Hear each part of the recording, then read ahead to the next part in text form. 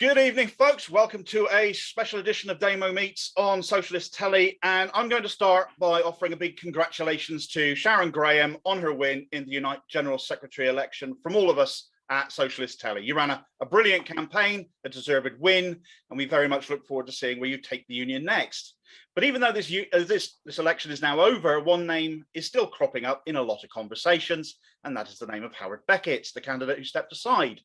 What does he make of the result? How does he fit into this new Unite administration? Does he even want to? And what has he got planned next? He joins me now. Howard, welcome back to Socialist Telly. Always a pleasure to speak to you. How are you doing? Good, Damo. I'm doing good, and it's great to see you. It's been a while since we had a conversation on Socialist Telly, so I'm very much looking forward to it. There's plenty to discuss. Oh yes, it has been a while. It's been far too long. It's always good fun when you're on the show. So let's start with Sharon winning. She won. I didn't really see it coming. I'll freely admit it, unlike some. What do you make of the result?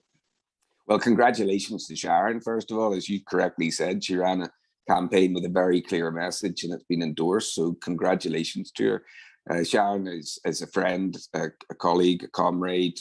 We have a good working relationship. Always have had a good working relationship. Obviously, things are said and done during a campaign, but I'm very pleased that the left is in charge of the Unite leadership going forward.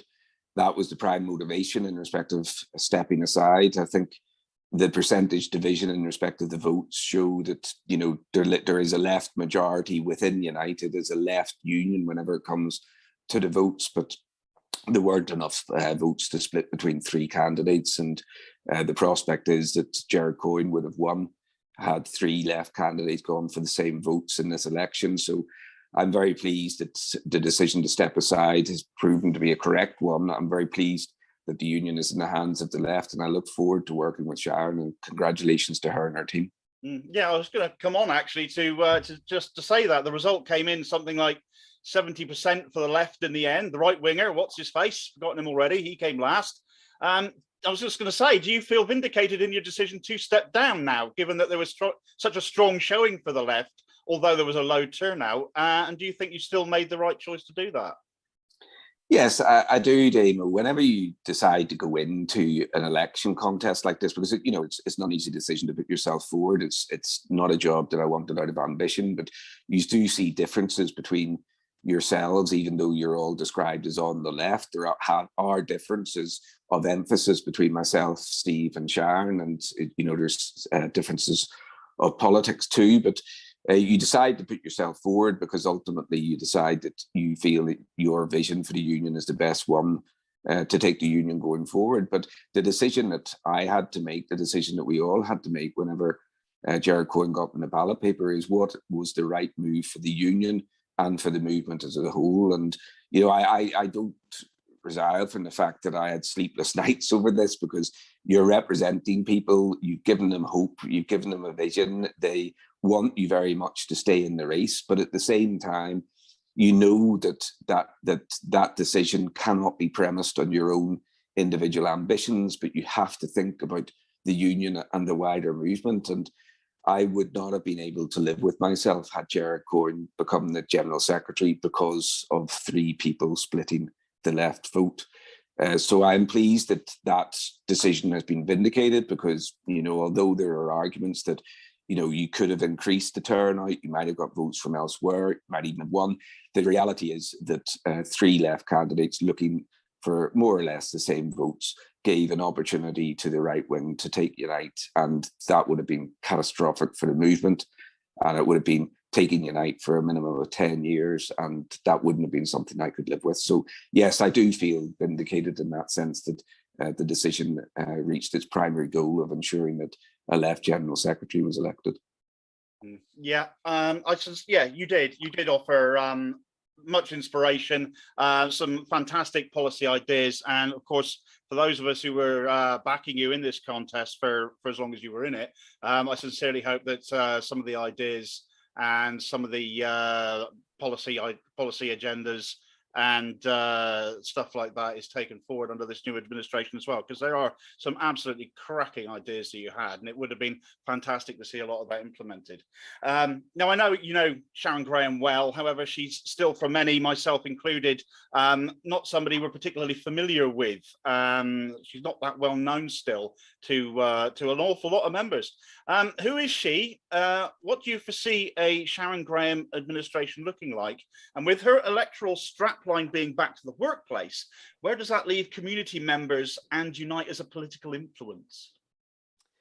Well, you know, Sharon is an individual who is rightly described as people as a force of nature. She has a work ethic that is second to none, and she has a determination to fight back. And the things that she's been responsible for in the union, you know, are to her immense credit. The organising department is, you know, standout. People, unions around the world go to the organising department to look at the model.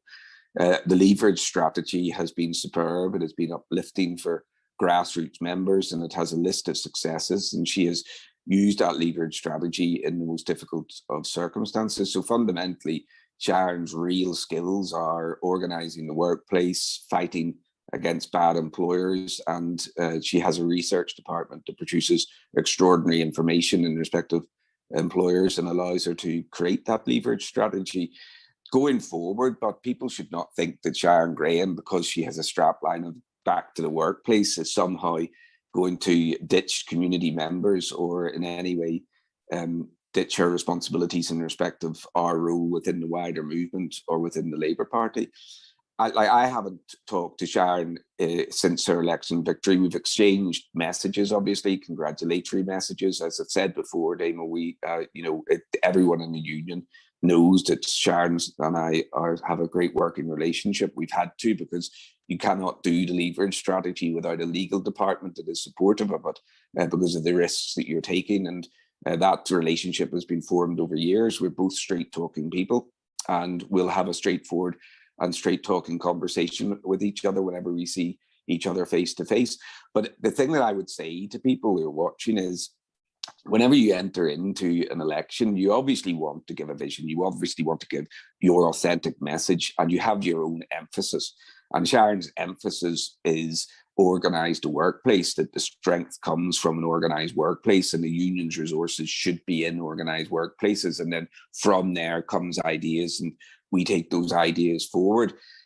She would have decided on that for two reasons. First of all, because she believes that that is the emphasis that the union should be on. And secondly, because she obviously was looking for a strapline, if you like, a strategy that was going to deliver victory. And she's been proven correct. It has delivered victory. But she is a fighting back individual who does not like injustice. She does not like injustice in the workplace, and she does not like injustice in communities. So the idea that it will be that at the expense of everything else is false, and it is given out by people who do not know Sharon as the individual that she is. And similarly, in respect of the political field, you know, she's on the record in respect of that as saying that her emphasis will be on the workplace, and that's fine. That's where Sharon's emphasis will be. But that doesn't mean that suddenly the Labour Party are off the hook in respect of having to give an agenda that is transformative and stands out for working people. Anyone who knows Sharon Graham will know that there will be no signatures going on any checks without an agenda from Labour that is an agenda that is going to improve the lives of working people in the communities that they live in. It will be as simple as that for Sharon. Guys, it sounds absolutely brilliant. Actually, for many of us who are, we're hoping that we would see a candidate elected that is going to give the Labour Party short shrift and won't accept, well, the directionless leadership, I suppose, the way that they're taking things forwards. I think it's a relief to some that a blank check is not going to be on the table for the front bench of the Labour Party in the way they're running things at the moment. And for many union members who are in the workplace and are looking for somebody who's got their back and has solidly got their back, I think they've chosen a general secretary has been elected that is absolutely going to represent their needs. And it's a relief for community members like myself that indeed somebody's been elected that values still the community membership and what we can bring to the union, the support we can give to the union. And I hope that there will be some cross cross-departmental, is that the right word for it? Between community and working members and supporting each other. Because I think that was a fantastic part of your own manifesto, and I think that would be a very good use of community assets, and would certainly be in keeping with Sharon Graham's back to the workplace message. Are you going to be part of her administration then? Well, I very much hope so. As I said in the past, we've had an excellent working relationship in all of the time that I've been in Unite, and we definitely value each other's honesty whenever we've been dealing with it. So Sharon obviously had her own team. Obviously, I was an opponent in the election. People know that whenever I stepped down, that I felt the right decision was to reach a deal with one of the left candidates. I felt that was the right thing to do, because my decision was premised on maximising the chances of defeating Gerard Coyne, and I felt that going in behind one candidate would maximise the chances of defeating Gerard Coyne. I was in discussions with both Sharon and Steve at the time, and couldn't reach a deal with Sharon. Sharon obviously was proven right in that respect, that a deal was not the right thing to do, was her position at the time, and that has obviously been proven correct with the electorate. But I very much hope that Sharon was watching the other campaigns. I would be surprised if she was not watching the other campaigns, listening to the messages of those campaigns, seeing where they resonated. Sharon and I were both nominated, for example, by the Socialist Party. There was a joint nomination by the Socialist Party whenever we first were going forward for the ballot papers for the nominations, and that's reflective of the fact that there is really, a paper thickness between ourselves in respect of politics. So I very much hope that Sharon will want me to be a key part of our team, but we'll have to have those discussions, and obviously Sharon will have her own thoughts about the emphasis going forward. Yeah, well, we look forward to seeing how that evolves. I sincerely hope that you're still going to be a leading spokesman for the union. You've been extremely outspoken up until now. It would be a shame if your voice got muted after all that. Oh, well, come what may, my voice will not be getting muted, Damo. I can assure you of that. Good. You've come in for a bit of flack since the results come in. Somehow, in the eyes of some of the optics left, as we refer to them, you're to blame for this result as if it's a bad thing. You tweeted out yesterday, I think it was, that Tom Watson had been creepy in your WhatsApp yesterday. I don't ask, I dread to think, but in light of that, and in light of your decision to step down from the contest for the good of the union, for the sake of keeping it left and keeping it on the side of the working class, of community members, and a place where anyone can join and be part of a collective, I just want to say a big thank you for what you've done. Despite the naysayers, a great many members appreciate what you've done for us, and that deserves to be acknowledged. Thank you, Damon. Thank you. Damon, one thing I can say for sure, for everybody that's watching, that you can I will take as a badge of pride, is that there is not a single person who voted for Gerard Coyne who would have contemplated voting for me, and there's not a single person who would have voted for me who would have ever contemplated voting for Gerard Coyne. So I'll take that as a badge of pride coming out of it. And all the naysayers who are out there, all the blue ticks and the like, the simple reality of it is that my votes were either going to stay at home or be transferred to one of the left candidates. They were never going to Gerard Coyne. And that was one of the central reasons as to why I felt it was the right decision to stand down and give the opportunity for those votes to go to a left candidate and maximise the chances of beating Coyne. Brilliant. Now, we're going to move on from that because you've got something else planned. And if some on the right of the Labour Party, or the blue ticks, as you referred to them, with the optics left, were unhappy with you about the Unite result, well, some of them are going to be absolutely thrilled to bits to hear what you've got coming up next. You've been organising a little get-together, I hear. Yes, in a personal capacity, I've been involved in respect of the Alternative Left Conference that is now scheduled for the 18th of September. And we have all of the left groupings. Momentum are still considering their position. I hope that Momentum will come on board.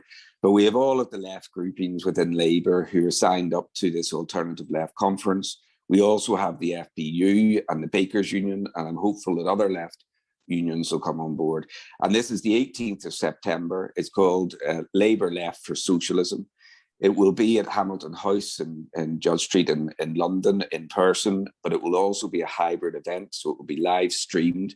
It'll be live streamed, I'm hoping very much, Damo, that Socialist Telly will be one of the live streamers, along with Oh, I'm sure, Plenty of Phil. other organisations, Arise and otherwise.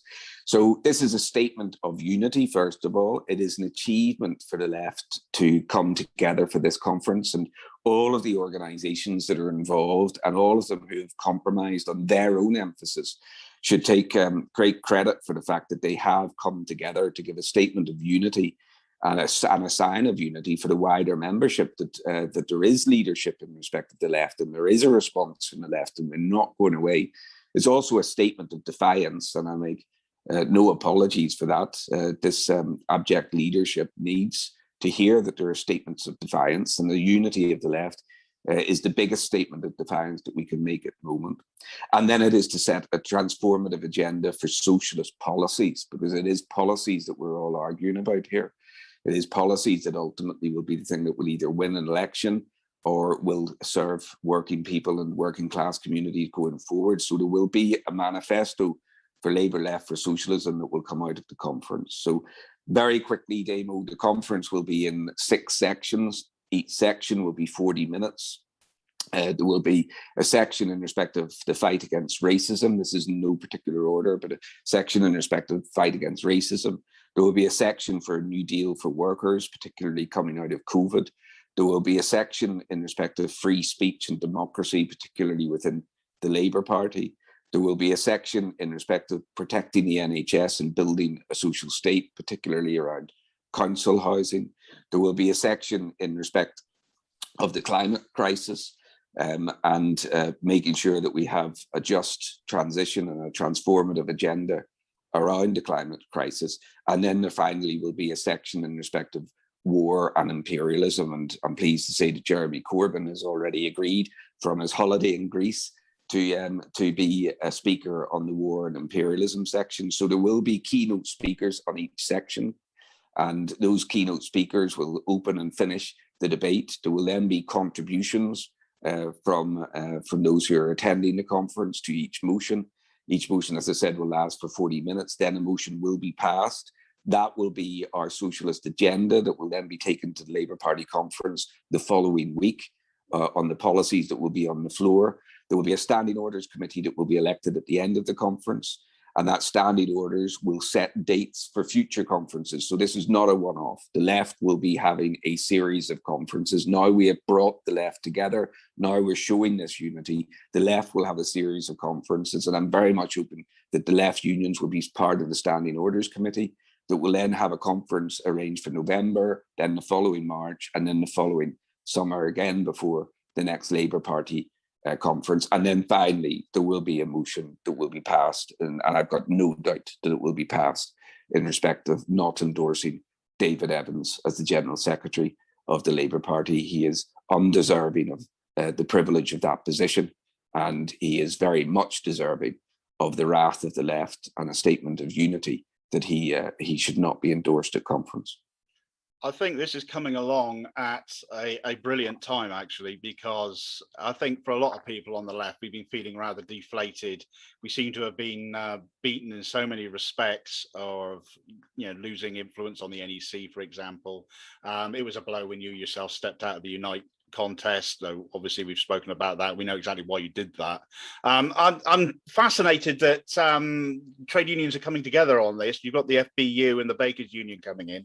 Of course, we've recently heard the news that Ian Hodson is being threatened with expulsion from the Labour Party. You mentioned them being involved in this. I know that they were planning a vote of disaffiliation to coincide with Starmer's keynote conference speech over the appalling treatment of their president. How much of a feature will that be at this shadow conference? Is this something they plan on addressing, or are they going to leave it for during? No, the area of democracy and freedom of speech will deal with the issues in respect of prescription and also the issues in respect of auto expulsion, which is an absolute disgrace. Like you can go through the list of people who are suspended and then ultimately expelled from the Labour Party, and again they have one common denominator, and that is that they're socialists. And to go after the likes of Ian Hodson, a man who is absolutely committed to the trade union movement, committed socialists, is just outrageous and shows no semblance of respect for history. You know, the FBU was the first union to be involved in the setting up of the Labour Party. It has been with the Labour Party through thick and thin, through the Iraq War, through the Blair years, through Brown, and here we are now with the president of the FBU being threatened with auto-expulsion, which will undoubtedly, in my view, lead to the Bakers Union voting to disaffiliate from the Labour Party. And I don't know whether or not this is intentional or whether or not this is just foolishness. I'm starting to think that it is intentional. But I would say this to the Labour leadership: don't for a second think that getting rid of organised labour, getting rid of trade unions from the Labour Party will rid trade unions from politics. As night follows day, the trade unions will look to alternative vehicles. They will not go away. They will not abdicate their responsibility in respect of speaking for working class communities and organising in workplaces. They will not abdicate their responsibility in explaining to people that the injustices of society, fire and rehire, zero-hour contracts, the disgusting welfare state, all of these things come out of the politics of society, and trade unions will not abdicate their responsibilities in respect of that. So very much at the Left Conference, this will be a theme of the Left Conference going forward. We'll be challenging those auto-expulsions. I'm giving legal assistance to people who are subject to those auto-expulsions. The idea that you can do this retrospectively, an organisation that was at the time welcomed in to the Labour Party, and now, you know, the logic of that going forward, Damo, means that nobody can ever cross the floor of the House of Commons. That's what it means. If you were ever in another political party, you are not welcome into Labour because you were in a prescribed party. It's even worse than that whenever you think at the time that the organisation that Ian is said to support was welcomed into the Labour Party. It's retrospective. The auto-expulsion is never the intention of the rule. The idea that you could be auto-expelled on a subjective judgment from somebody as to whether or not you've offered support, somebody in Southside, a paid staffer, deciding whether or not you've offered support to an organisation that warrants you being auto-expelled from the Labour Party with no say at the NEC. That's not the intent of the rule book. So there will be a response to all of this, but there will also be a response in respect of action. This will be talked about at the Left Conference. I have no doubt that organically people will want to take their own actions at the Labour Party conference itself. I have no doubt in my mind that the decision of the FBU to make sure that their disaffiliation debate coincides with Keir Starmer's first speech to an in-person Labour conference as leader, I have no doubt that decision will not be in isolation of other decisions that will be made around Keir Starmer's speech and around conference itself, because this is the opportunity for members to say, members have been locked up through COVID. I make no mistake, the likes of Peter Mandelson and others have got away with this strategy because Labour members have been locked in their own homes and isolating and not being able to come out and demonstrate their force and not feel the strength of others standing next to them. That changes come the 25th of September, whenever the Labour Party conference starts, when left members will feel the strength of each other, will have fringes to go to, will see leadership offered to them. And I'm telling you now, if anybody thinks that those left members will not give Keir Starmer a response to the actions that have been undertaken in his name, well, then they're living in a different world to me, Damo, because people will give him a response. I sincerely hope so. He thoroughly deserves to be roasted at conference, but of course we've had the issue of them trying to stitch up the delegates selections around the country. So I guess we'll see how successful he's been at that by the time we see how the dust settles at conference. But absolutely, this is brilliant news for the left, some organisation at last. Obviously, we've mentioned a couple of the trade unions that are involved in this. There are other groups as well. Momentum's still making up their minds, but who else is involved and how did they come into this? Well, all of the major groupings are involved. So JVL are involved, CLPD are involved, Red Labour are involved, LLA are involved. All of the groupings, and for all of the groupings watching, my apologies if I've missed anybody off the list, but I'm trying very much to keep unity, and here I am giving out names and missing some names. But all of the left groupings and socialist councillors are involved. The next statement of support for the Left Conference that goes out will have individuals' names attached to it as well, prominent individuals. I'll be meeting with the Socialist Campaign Group whenever they return to Parliament and asking them to support it. I should add, Damo, in case I've missed it, I'm rattling on so much because I'm enthused by this. I think it's a real opportunity for us, and it will develop. I was listening to a programme in respect of CND and Green and Common and how that evolved from a march to actually taking action down at the nuclear arms site. And I feel the same way about the left within Labour, that this is a conference that will give people hope, generate ideas, and from it organically will grow more action and more strength in order to fight back and safeguard socialism within the Labour Party. But the point that I would make is I'm very much doing this in a personal capacity, in my own personal timetable. The United Executive will make up its mind in respect of this initiative whenever the executive meets on the week of the 6th of September. And I can't presume what the United Executive will do. So it's very much in a personal capacity that I'm involved in this. Well, I certainly hope that the United Executive will be listening, certainly to the show, I guess, and hearing what you're saying. And obviously, if workers are going to be at the forefront of Unite's plans and directions going forwards, this seems to be exactly the sort of thing that they ought to take interest in, quite frankly, because what is going to be discussed, these 6 themes that you've spoken about, are absolutely everything to do with the workplace and then some.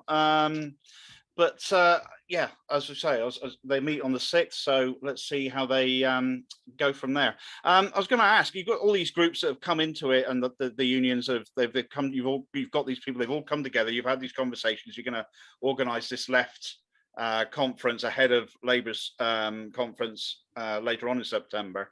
Were there any sort of common themes that were coming up in the discussions and conversations? Were there similar things coming up that everybody were thinking are quite critical issues that need to be discussed at this and taken to Labour conference and the Labour leadership confronted with? Well, I think it's fair to say that whenever you're dealing with a group such as this, and whenever you're trying to bring groups together, everybody has their own different emphasis. It's a bit like the United General Secretary election that we discussed. Everybody has the things that they feel are the most important and the things that they want to see the most profile for. So whenever we were putting the statement together in itself, there were obviously debates and disagreements and discussions about the emphasis of that statement. Everybody, for example, is against the principle of prescribing organisations, but there's then a debate about whether or not that is the sole emphasis of a Labour left conference, or whether or not you want an agenda of socialism. And I come back to it once again that we need to be careful as a left that we don't give up on our policies because of the fact that we are under such tremendous fire from an organised right wing and from South side. We need to be very mindful of the fact that we have a responsibility to continue to say to the membership of Labour and also to the wider movement and then to the wider population that society can be different from what it is at the moment, that there is an agenda that can transform lives and can give a future for young people that is better than the future that they face right now. That is our responsibility within the movement. It was Tony Benn who said that the very reason that we exist is to effect change. He also said, by the way, that is widely quoted, that 2 flames should burn in every socialist, one in respect of a disgust at the injustices of society, but one also in respect of a passion and a belief that society can change. And that is what our responsibility as a left is about right now. Of course, we're under tremendous attack. Of course, we have to respond. Of course, that has to be organised, and there will be organic responses to that as well. I have no doubt about that coming into the Labour Party conference. And of course, we must address those issues. And of course, we must stand in solidarity with those who are under attack. And we must out why it is so unjust and why it is so undemocratic. But we have a responsibility to continue to talk of a socialist transformative agenda that people can see and feel would change their lives. And that is what this conference is about, achieving that balance, a statement of unity, a statement of defiance, a statement of solidarity, but statements of vision for a society that ultimately can improve the lives of the next generation. Well, a statement of vision. Certainly, you got 6 sections broken down into 40 minutes, as you've mentioned over already. Climate crisis, free speech, war and imperialism, NHS, social state, racism, a new deal for workers. These are all, that's 6 statements more than Keir Starmer's come up with in 16, 17 months that he's been leading now. Are we at that point now with these various organizations on the left, where the left is now coming together as a collective? We're so sick now of Starmer effectively standing for nothing except for attacking the left, that we now need to put forward ideas and an agenda for him, and essentially push this on him at Labour conference. Yes, listen, like other people have said it, and I'll say it, that the left is full of good people, decent people. They, whenever the left was in charge of the Labour Party, whenever we had Jeremy as leader, it isn't the case that the left went out looking for a fight with the right wing. Obviously, we knew that there was those who were undermining the left all the time, those within the Labour Party who were as fearful of a socialist government as the Tories were and as the establishment were. And it is the truth that socialism is anti-establishment, and that is why people get frightened about it. So going forward, our responsibility obviously is to make sure that we show unity. I always believe that the right wing has got away with the attacks that it has got away with because of the fact that the left struggles to have real unity. And that was the first step that we had to make. We have to find a way of having unity. And that's why, I will take the opportunity to plead with Momentum in respect of it. Momentum obviously have their own position. It's a position that I respect. It's a position that says that we should at this moment in time be campaigning and organising, and they feel that the conference has the potential to be a distraction. I would ask them to reflect on that. This is a conference that is embracing organising and strategy. It is a conference that will come out with a manifesto. It is not a conference that has been arranged at the expense of what Momentum do or what World Transform do. It is a conference that sits hand in glove with those initiatives. But I would also say to them, if they're listening, and I hope they are listening, that right here now, a statement of left unity is what the members need. That is what will give them the confidence to stay and fight. That is what will give them the confidence that leadership is transient, but that socialism is permanent. And I would ask Momentum, please be part of this. Come forward and be part of this, be part of left unity, and together we can deliver on a manifesto for socialism that people can grasp and believe in. Hear, hear. Absolutely.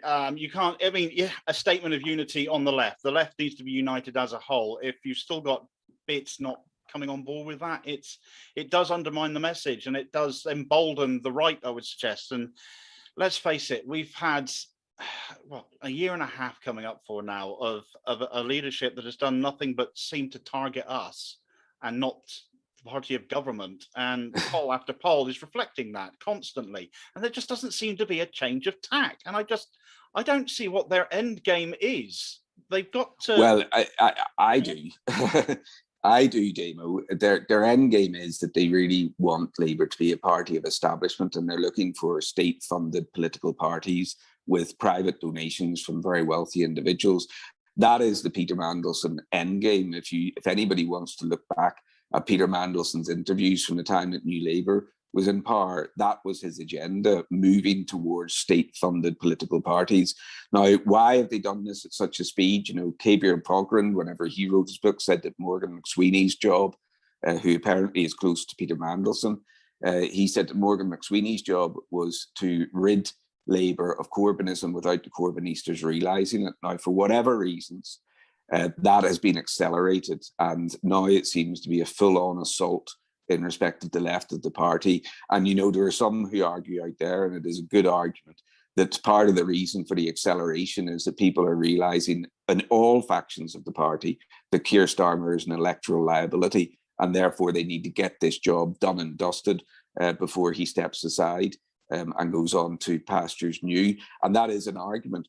But I see the end game for Labour here as being looking for the Labour to be a party of the establishment, ridding socialism from politics of society, and making sure that the political parties are state funded. And that means that you're ultimately at the end of George Orwell's Animal Farm. You're looking through a window, and you're looking from left to right, and you're seeing no difference. That means that we ultimately will be faced with the type of politics of the south of Ireland, where the two parties of opposition ultimately end up in coalition, because there's no difference between the agenda that they offer for the future of people in their society. And we have to resist that. That is why it is so important right here and now. Many of us have doubts about the future of Labour. Many of us. That's reflected in the narrative that came out in the Unite General Secretary campaign. It's reflected in many of the narratives that are going on in left unions right here and now. It's reflected in the voices of many people on social media. What is the point of fighting them in respect of this? They're lost at cause. We should just move on and create something different. Well, there's plenty of us who want to say, if that ends up being the outcome, that we did everything possible to win the Labour Party back for its members and back for working class people and back for working class communities. And this is part of being able to say that we did everything possible. So all people who are on the left, who are still in the Labour, I would plead with them, at some stage you're going to have to look in the mirror and ask yourself the question, is there anything more that you could have done? Well, this is something that you can do, so be part of it. Well, yeah, absolutely. I mean, as you said, people, it's bad for democracy to not have a choice. You gave the example of the parties in Southern Ireland, and of course, for so long, I mean, I said it myself once upon a time. You can't. There's no difference between Labour and the Tories. They're one as bad as each other. Plenty of people said that. Of course, that changed when Corbyn came in. A choice got presented, and all of a sudden, the establishment wet itself. I mean, this is the essence of centrism, really, isn't it? To not rock the boat, to not promote any meaningful change, to keep things as they are for people who benefit from that, and that's not most of us. But again, the other point you made, I'll come back to momentum as well here, just saying conference is a distraction, but conference is Labour's sovereign decision-making body. I mean, if Starmer wants to get a stitch up and he wants to take the party away from the left and from socialism for good, then he's got to go through conference to do that. If momentum are against that, surely they want to get on board with this. To be fair, Damo, they mean that the left conference is a potential distraction. They feel that they are doing organising around motions at conference. And what I would say to them is our agenda that we will come out of this conference with will fit hand in glove with the organising that Momentum are doing for conference itself. And I would also say to them again that a statement of unity, a show of defiance, is what the left members need to see, because that is what will breed confidence. But just going back to your point about, parties of the establishment and showing an alternative, let's none of us forget that not only did 2017 change the politics of the United Kingdom and give hope to people all over the world, but we touched the doors of Number 10. And many of us want to see the Ford report as to whether or not we would have actually got into Number 10 had it not been for the actions of certain right-wing members of staff in Southside. That's yet to be shown. And we want to see the Ford report in order to see whether or not there is truth in respect of that. And certainly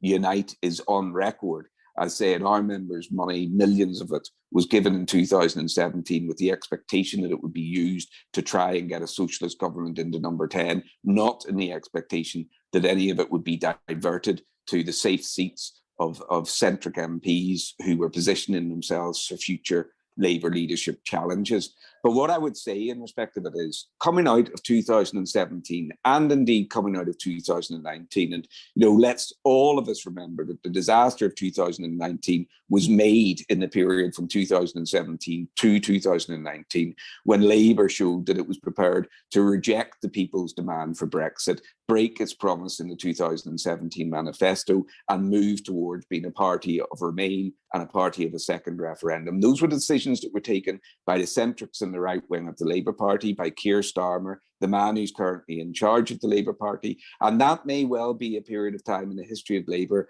that takes decades to recover from. It may well be that recovering the faith of the red wall seats is no dissimilar than trying to recover the faith of the voters in Scotland. We lost the voters in Scotland because we stood on platforms with Tories when it came to the debate of independence. And it may well be that breaking the promise to the red wall seats in respect of Brexit proves to be as big a step for Labour to recover from again. And people have to ask themselves the question, I certainly have, and I certainly have one answer to it. Is the man who created that disaster, is the man who decided to break that promise, the right person to get the red wall seats back and repair the damage that has been done? I think not. And I think the electoral, the results are proving that that is not the case.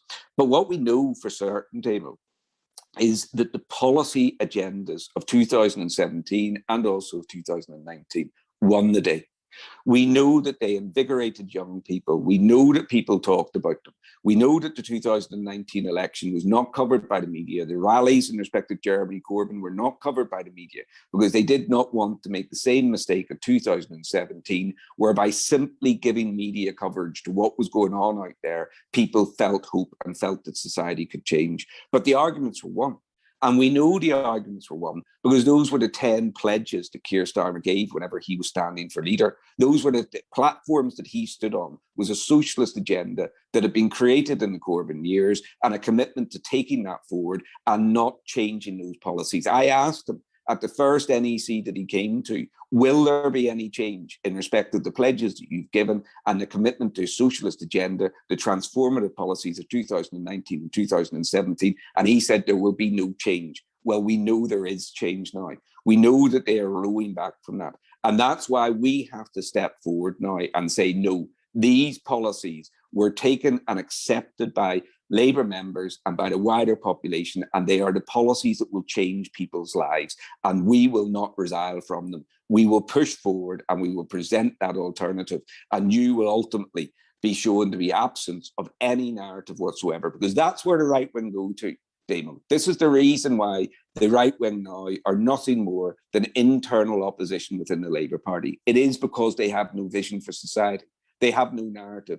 They have nothing to offer other than internal opposition, other than saying those are all a bunch of loonies, we'll get rid of them, we'll make the Labour Party fit for purpose because it will look like a business organisation. They have no vision for society. That's our strongest card, is our vision for society. And this is what the conference will promote, and this is the statements that will come from the conference, that there is a socialist agenda that everybody can get behind. Yeah, so actual hard issues, essentially. You just have, let's talk about issues that matter to people and start winning, some trust back, actually, because Starmer stood on these 10 pledges and he broke them, and now he's all about Blair's legacy and painting in colours and agile ceremonies.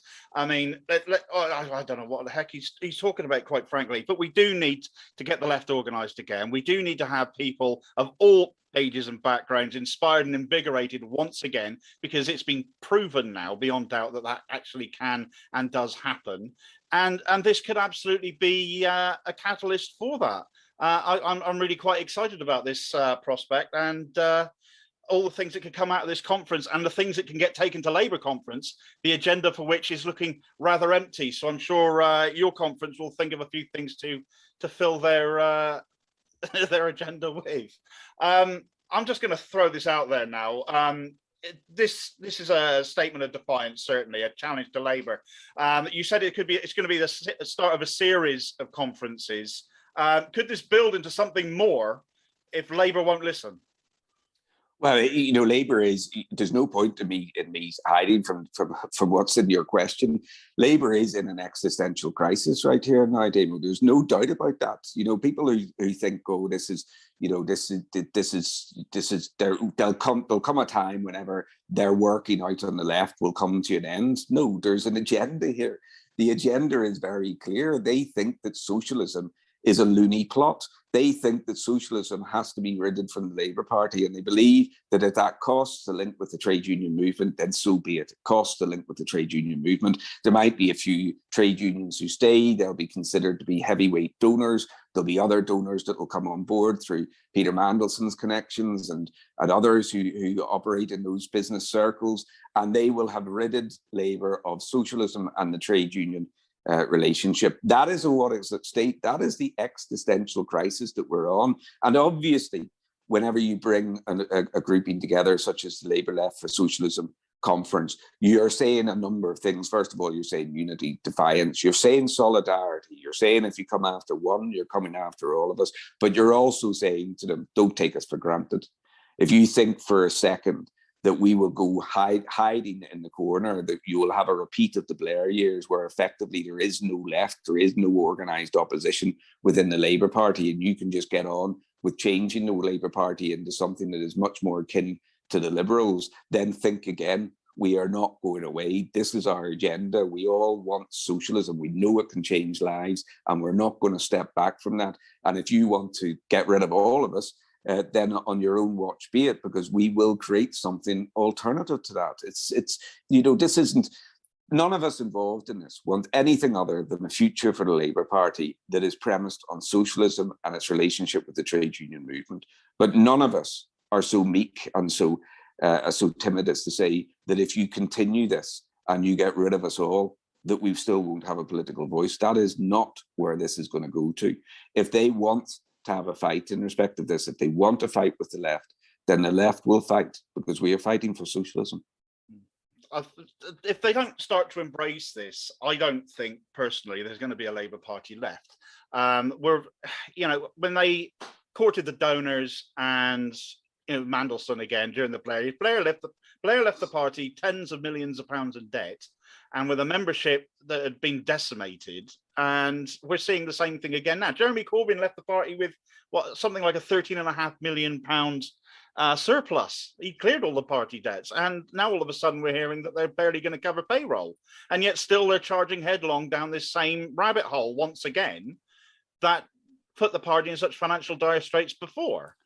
I truly don't understand why they think this is going to work. I know. And, Damo, you hear all about their focus groups and their focus groups developing parts. Like, for any of them who are watching, and I'm sure they do watch, and I hope that there's a slip up and they can send me a letter as a consequence of it yourself. But any of them who are watching, you have a focus group. You have a focus group of 6 million people. It's called the trade union movement. Embrace it. The reality in respect of what went on in Scotland, look at that. Look at what happened. It doesn't matter whether or not the SNP is a party of socialism or a party of nationalism. It doesn't matter whether or not they're wearing Labour's clothing or really believe in a socialist agenda. It does not matter. What matters is that whenever you exited the communities, stop talking for the communities, stop presenting an alternative to the establishment. The communities left you and they went someplace else, to the SNP. And that's what will happen now with Labour. Labour will become, if it's not very careful, a London-centric party, more aligned to the Liberal Democrats, seeking some type of official or unofficial coalition with the Liberal Democrats, exiting itself from socialism, rejecting left trade unions, and that will be the end. If that happens, that will be the end, because Labour only exists to be the voice of working class people and working class communities. That's the essence of it. And people in Lotto and people in Southside, they need to reflect and understand that. They should be in more workplaces. They should be listening to left trade unions. They should present the agendas that got them leadership in the first place, and they should learn their histories from places like Scotland, where now it will take decades to repair. Yeah. Now, this conference is is coming out on the 18th of September. It was going to begin on the 18th of September. You've got your agenda outlined. When will we be able to get copies of that?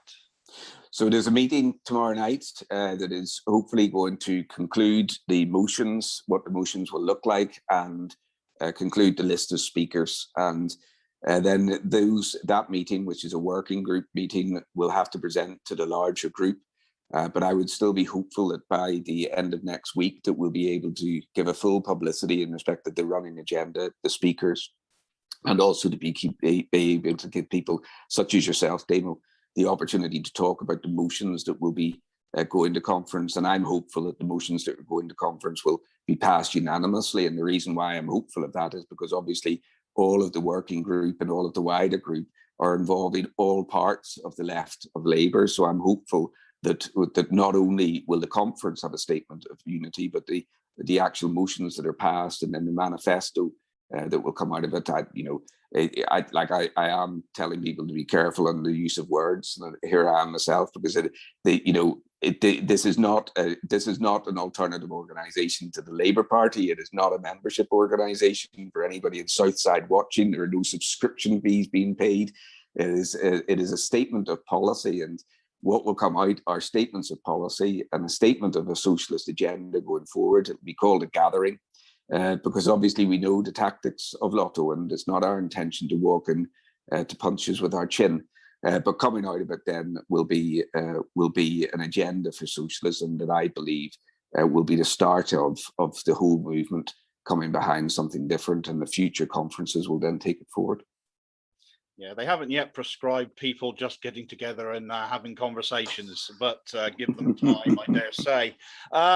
Yeah, so you've got the agenda coming out. It's going to be set out, and then people will be able to find out when and where.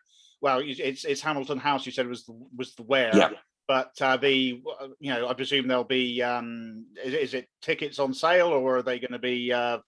Yet to be decided. Damo, the main meeting will decide that. I'm hopeful that what we'll have is delegations. I'm hopeful that we'll have a division between delegations. So the organisations that have contributed to this will have so many delegates who are going forward, and then the balance, the other 50%, say, will be opened up to the wider Labour membership. I'm hoping that on the day in question, we will have stalls on the day in question. So it will be a conference. I'm hopeful that there will be people outside the conference speaking on their own platforms, and again, a show of unity in respect of it. This has to be vibrant. The future conferences afterwards, by the way, Damo, the intention is that those will be over weekends, not simply on one day, that there will be actual conferences over weekends, and that we'll be able to meet and greet and hug and kiss people, because obviously that's what we're all about on the left. It's socialism is love. Yeah, all done carefully and COVID safe, of course. Of course. Okay, so yes, of course, we on Socialist Telly are going to be looking forward with bated breath to have a look at this agenda and these motions when it's all been finalised, and we will, of course, be publicising them and talking about them in detail. But what else can people do to drum up support for this event over the next few weeks? How can watching this support you? Yeah, I was going to say, Damo, like the real thing, because there's a lot of people now asking how they can get involved, and we agreed as a working group that people who haven't been involved up to now, who want to step in on each of the individual motions, if we want their support, we should, their support should come in now, because we want this to be as embracing as possible. So, for example, the grassroots left and the NEC are becoming involved in respect of the drafting of individual motions and who are going to be the keynote speakers. And I'm very hopeful that Nadia and Laura will be able to come with me to the SCG meeting whenever I address them in Parliament, obviously with the intention of asking them to come on board as well. But the real thing that I would ask people to do right here now is spread the word. Labour lists have not covered this. And if Labour lists, if Sienna is watching, I would say to Sienna, you have transformed Labour lists since you've been in there. It didn't have the best of reputations beforehand. You've moved it in a direction, continue to move it in that direction, cover the left conference, because it is going to be significant. I would say the same to Ronan if he's watching from Tribune, who have not covered it. Ronan, allow us to be covered in Tribune. You owe it to the left. The left has supported Tribune. Support the left now. Give publicity to the left conference. I would say the same to Navarro, who have been asked to cover it and have failed to cover it. Aaron, if you're watching it, this is the time and the opportunity for you to show that you've got left credentials. Give us a platform and step forward. And even for the likes of the Owen Joneses of this world, even for the likes of Owen, do an article on it, lad, and give it the opportunity to get out there so as people know what's happening and can see that there is unity and defiance. Yeah, maybe even Paul Mason. How about that? Oh, Lord. Labour Left for Socialism is the name of the conference. It is being held on the 18th of September. This is a statement of unity, of defiance, of intent, of socialism, of collectivism, of pushing back against a very right-wing Labour narrative that doesn't really say a great deal, and giving them an agenda of policies and motions to think about. And I can't imagine anyone on the left cannot possibly be excited about the prospect of this coming together. We need something to get around, folks. Everybody on the left needs to listen to how it's messaged. Please, to you other media types, to get on board with this, because Keir Starmer's not really doing a lot, not for change, not for socialism, not for an agenda, not for challenging the Tories. And we need to tell him how to do it, essentially. So let's do that. Let's get together and have this conference. and lay it on the line. Howard Beckett, thank you so much for coming on today and talking about this and introducing us to this this very exciting prospect. I hope you'll join us again to discuss things further as we know a bit more. Thank you, Damo. Thank you for your support, comrade. Always, comrade. Thank you very much. Take care, folks.